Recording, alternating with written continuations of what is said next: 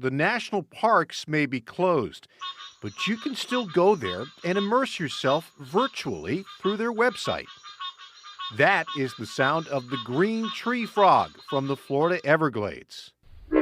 That's the pig frog, also from the swamps of Florida, flying above and then dipping below the anhinga, otherwise known as the snakebird. Heading here out west, a bald eagle at Yellowstone National Park. At Yosemite, it's the screech of the Clark's nutcracker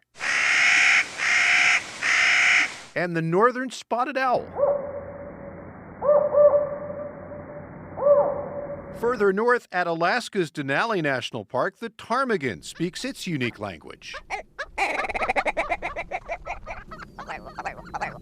And closer to home here in the Southwest, the blood-curdling sounds of a coyote hunt at Great Sands Dunes National Park and Preserve in Colorado.